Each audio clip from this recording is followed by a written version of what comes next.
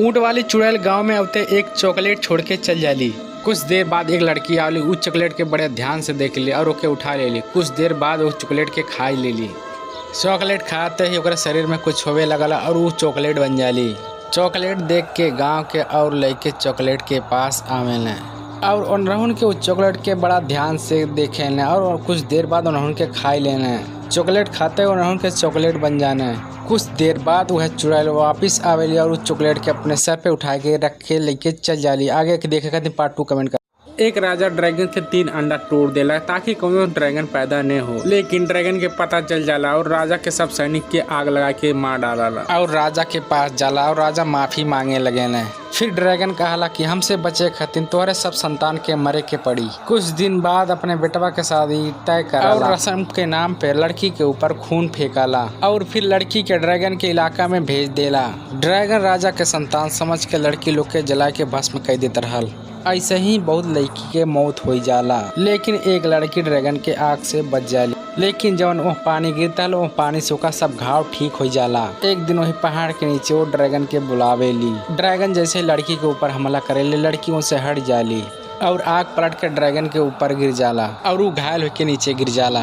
तब लड़की वह जादुई पानी ओकर ऊपर डाले तब ओकर सब घाव ठीक हो जाला। फिर वो राजा के सब सच्चाई बता देली। तुरंत ड्रैगन उड़ के राजा के महल वाला राजा के महल सब जला के भस्म।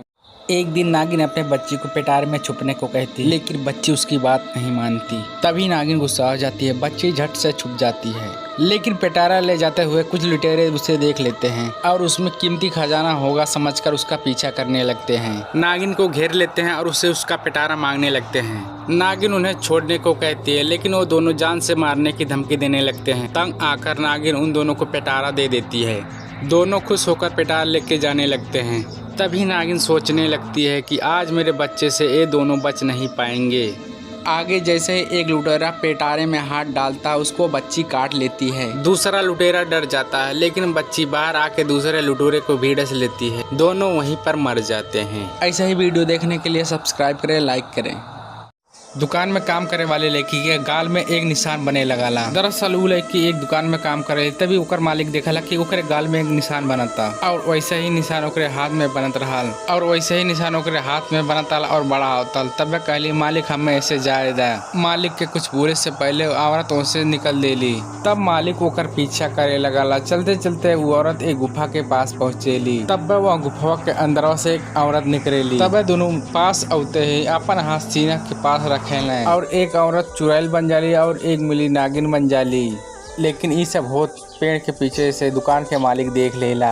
ये सब देख के वो से भगते ही रहा। अचानक से चुड़ैल ओकरे सामने आ जाली और पीछे नागिन भी आ जाली। नागिन चुड़ैल से कहली कि छोड़ दे ओके जाए दे, लेकिन मालिक कहला ये सब हम बात गांव वालन के बताए दे। तब नागिन गुस्सा से कहली तू इंसान लोग ऐसा ही होला, तू लोग के ऊपर कब भरोसा न कर सकल जाला। ई कह के नागिन ओके मार देली। हमार वीडियो कैसे लगल कमेंट जरूर कर। एक दिन चुड़ैल जंगल में हिरन के मार के खा रहा, तब तक ओके शाम देख लेला। बचल मान चुड़ैल लेके वहाँ चल जाली। एक मांस के टुकड़ा वहीं पर गिर जाला। डरा डरा शाम अपने घर जाला। देखला तब तक कि ओकर कुत्ता वही मांस के टुकड़ा ओकरे साथ में लेके जाए लगला। तुरंत वो मांस के टुकड़ा अपने कुत्ता से छीन के फेंक देला। वो मांस के टुकड़ा लाइट के खम्भा में टकराला, खम्भा सोने के बन जाला। श्याम वो सब देख के हैरान हो जाला और तुरंत मांस के टुकड़ा के पास जाला और ओके उठा के अपने घरे लेके चल जाला।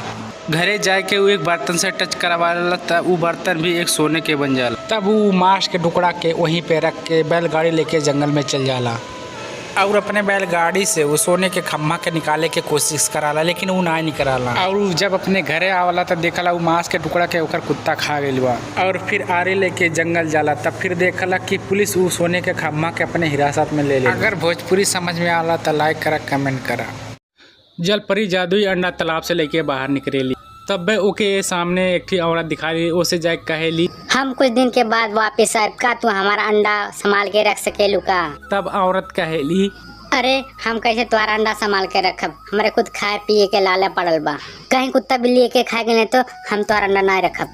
तब जलपरी कहेली कि हम के बहुत दिन से खोले के कोशिश करते हैं, जब तक एक खोले के कोनो तरीका न ढूंढ ले तब तक एक अपने पास रखला। अगर तू हमारी मदद करबू तो हम तुम्हें 4 सोने के घड़ा देब। इतना कहकर जलपरी अंदर जाली और उस अंदर से सोने के मटका लेके आवेली और कहेली ई घड़ा अभी खातिर रखला, जैसे ही कुछ दिन बीत जाए वैसे हम तुम्हें 4 सोने के घड़ा और लाई ई दे। सुनकर वो मान जाली और वो ओकर अंडा लेके उनसे चल जाली। आगे का हो जाने खातिर पार्ट 2 कमेंट करा। खीर न देवे खातिर चुड़ैल ओके जान से मार देली। दरअसल एक चुड़ैल एक गांव में उतरेली और एक आदमी के जात देखेली। आदमी ओके देख के बहुत ज्यादा डर जाला, लेकिन चुड़ैल उससे खीर मांगे लगेली। तबे आदमी काला हमारे पास खीर ना है, हमें माफ कर दे। न सुनते ही चुड़ैल ओके जान से मार देली। लेकिन ओके अब्बो भी खीर चाला। उधर से एक लड़की आवेली और ओकरे पास जाली। चुड़ैल के देख के लड़की डराई जाली। तब उसे चुड़ैल खीर मांगे लगेली। तब लड़की कहली हमें छोड़ दे, हमारे पास खीर ना बा, लेकिन हमारे पास दूध बा, हमें ही दूध से खीर बनावे जाता थी। और वो अपने मटका के ओर इशारा करेली। चुड़ैल ओकर बात मान जाली और ओकरे घर के पता मांगे लगेली। लड़की के पता जाने के बाद चुड़ैल जादू से एक जादुई दरवाजा बनावेली। फिर वो दोनों जादुई दरवाजा के अंदर घुस जाले। अंदर जाते ही वो दरवाजा भी उनसे गायब हो जाला और वो दरवाजा सीधे जाए के लड़की के घरे खुलाला। आगे लड़की के साथ का हो जाने खातिर पार्ट 2 कमेंट करा, उस चैनल सब्सक्राइब। चुपके से बंकू नागिन के पीछे बम रख देला। दरअसल सुबह सुबह के टाइम रहला, नागिन हाथ से खखतिन बाहर बैठल रहेली। इतने में चुड़ैल के बेटवा बंकू नागिन के पीछे आके बम रख देला। बम रखे के बाद बिना नागिन के पता चले वहाँ से वो भाग जाला।